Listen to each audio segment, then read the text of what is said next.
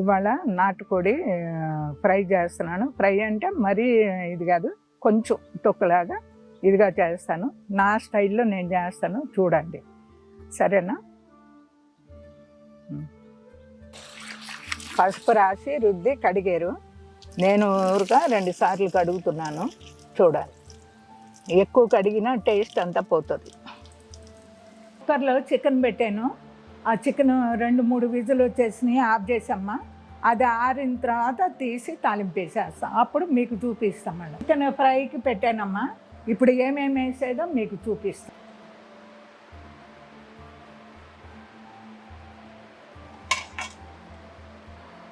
పట్ట వేస్తున్నానమ్మా, లవంగాలు, ఇలాచి, సాజీర, ఆకు వేస్తున్నాను.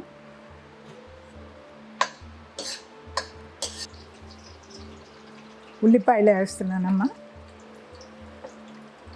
పచ్చిమిర్చి, కొత్తిమీర, పుదీనా,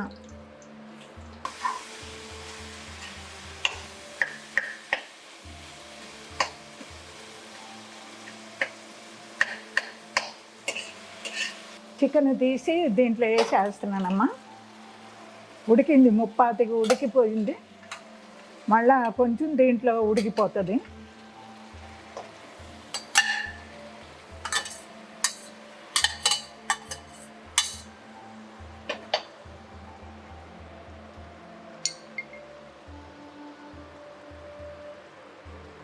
మీకు కారం ఎక్కువ కావాలంటే ఎక్కువ వేసుకోండి, 2-3 స్పూన్లు.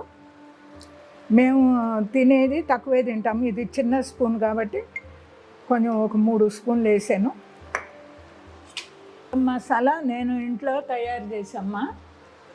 ధనియాలు, గసగసాలు, కొబ్బరి, నువ్వులు, మళ్ళా ఇది లవంగం, పట్ట, ఇవన్నీ వేసి కొంచెం లైట్గా ఫ్రై చేసి, కొబ్బరి కూడా వేసాను.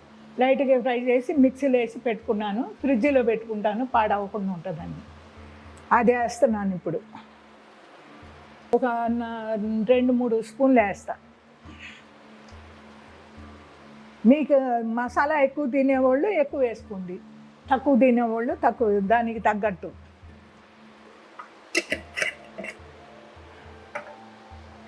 మేము కొంచెం ఎక్కువే తింటామమ్మా మసాలా, అందుకని ఎక్కువే వేసాం.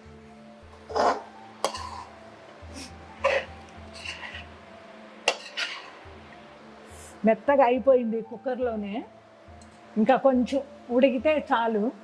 కొంచెం దగ్గరకు వచ్చిందంటే, ఫ్రై అయ్యిందంటే తీసేస్తాను, ఆఫ్ చేసేస్తాను. అన్నీ చూసుకున్నారా? నేను చేసినట్టే అన్నీ చేసుకున్నారంటే బాగుంటుంది.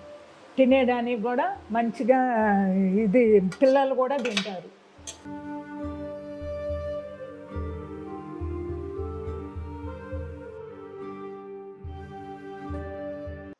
చికెన్ చేశానమ్మా. అన్నీ వేసింది మీరు చూశారు కదా. అదే మాదిరిగా మీరు చేసుకుని తినండి, చాలా బాగుంది. ఇప్పుడు నేను తిని చూపిస్తాను, చూడండి.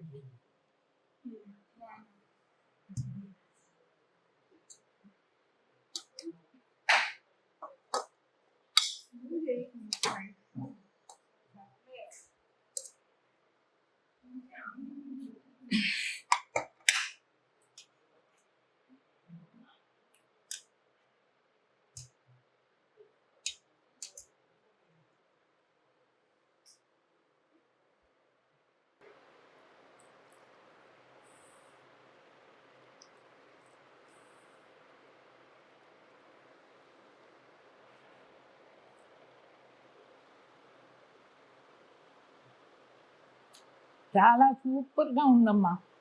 నేను చేసినట్టే చేసుకుని తినండి. బగారా చేసి ఈ చికెన్ కూర దగ్గర వేసుకొని తిన్నారంటే చాలా బాగుంటుంది. ఇంకొక వీడియోలో కలుసుకుందాం. బాయ్.